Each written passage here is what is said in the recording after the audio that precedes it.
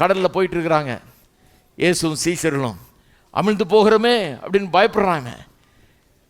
இவர்கிட்ட முறையிடுறாங்க, கவலை இல்லையா உமக்குன்னு. இவர் சொல்கிறாரு,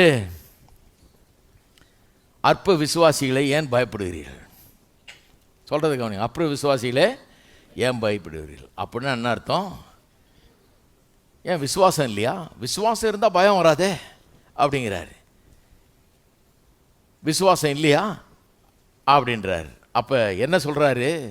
விசுவாசம் மட்டும் இருந்தால் கடல் கொந்தளிக்கிறது போல கொந்தளிக்கும் சூழ்நிலைகள் வாழ்நாளில் எழும்பலாம்.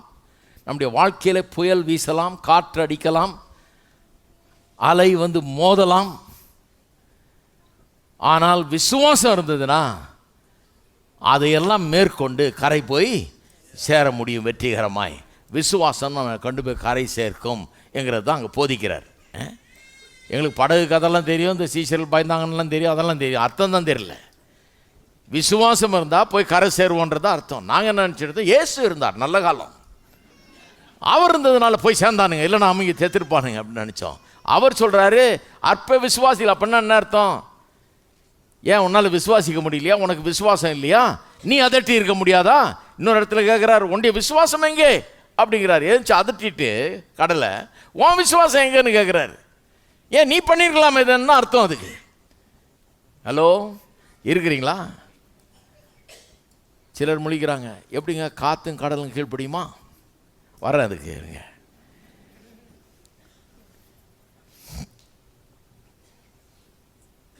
12 வருஷம் பெரும்பாடு உள்ள ஸ்திரீ ஒருத்தி வர்றா. 9ஆம் அதிகாரம் 22ஆம் வசனத்தில் மத்தேயில.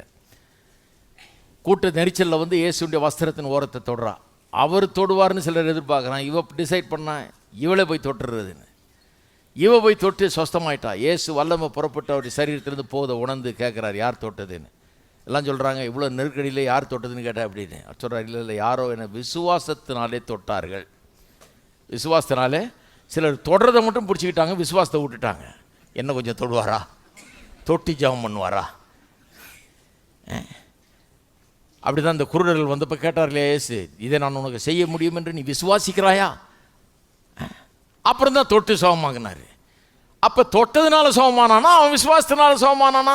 அவரே சொல்கிறார், உன்னுடைய விசுவாசம் உன்னை ரட்சித்ததுன்றார். நான் தொட்டேன் நீ சோகமானான்னு சொல்ல, நம்மளுங்க சொல்கிறாங்க. அவர் சொல்கிறாரு, உன்னுடைய விசுவாசம். ஆனால் தொட்டாரு, ஆனால் விசுவாசம் தான் ரட்சித்தது. நம்ம என்ன பண்ணுறோம், தொடரதை மட்டும் பிடிச்சிக்கிட்டோம், விசுவாசத்தை விட்டுட்டோம்.